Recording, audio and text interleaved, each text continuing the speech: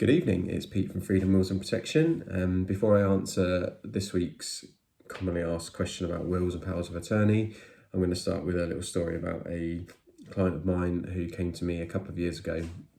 Unfortunately for her, partner had passed away. They'd been together over 20 years, lived together. It was his house, but they had lived there. She had, been paying a mortgage, everything like you would as a couple in a property, but it wasn't hers. She didn't own part of it. So he died without a will. Unfortunately, that meant that she found herself in a situation where his family inherited from him and she inherited nothing. So then she was beholden to them to what we'd think of as probably doing the right thing and looking after her and making sure she had somewhere to live and inherited something from her partner.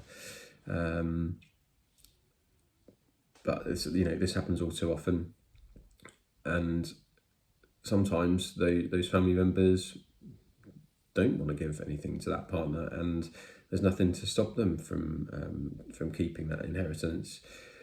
And the reason that happens is because if someone dies without a will, and over 60% of people do die without a valid will, the laws of intestacy are what decides what happens to those assets. So what are the laws of intestacy? Well, they are prescribed order of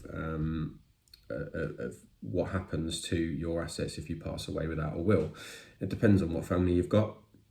So really briefly, if you are married or in a civil partnership with no children, your assets will pass to your spouse in total, which is fine for most people in that situation. They don't necessarily then need a will, but they don't get to say what happens if both of them pass away, for example.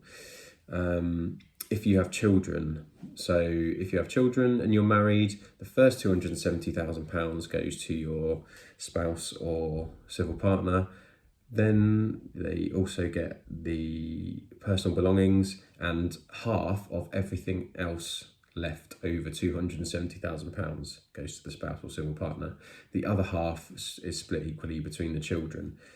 Really important to note within that is that stepchildren and foster children don't count in that definition of children. So if that is you and you would want your stepchildren or foster children to inherit something from you, you need to make sure you've got a will in place.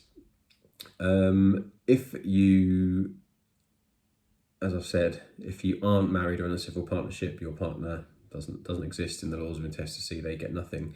If you don't have, if you're not married or in a civil partnership, but you have children, your children would inherit everything and it would be split equally between them. If you don't have children or you're not married or in a civil partnership, but you have parents that are alive, they would be the next ones to inherit. If your parents aren't alive, then your siblings would inherit. And then if you have half siblings, they would be the next in line. After that, if you've got no surviving siblings, then your grandparents, if they're still alive, would inherit. And after that, it would go to your aunts and uncles and then to your half aunts and uncles. If you don't have any of those, any of that family, then it would all of your assets would go to the Crown, to the government. So laws of intestacy kick in if you don't have a will when you die. They don't work for most people. So it's important to have a think about that and look at getting a will in place. A will also allows you to choose who your executors would be, who your guardians would be for your children, etc. So there are many different reasons, as I went into last week, about why you should think about having a will in place. For most people, don't rely on the rules of intestacy. If you'd like to ask any questions about that, or you have any other questions about wills or powers of attorney, please do ask. I'll do another video next week. I hope to hear from some of you. Have a good evening. Goodbye.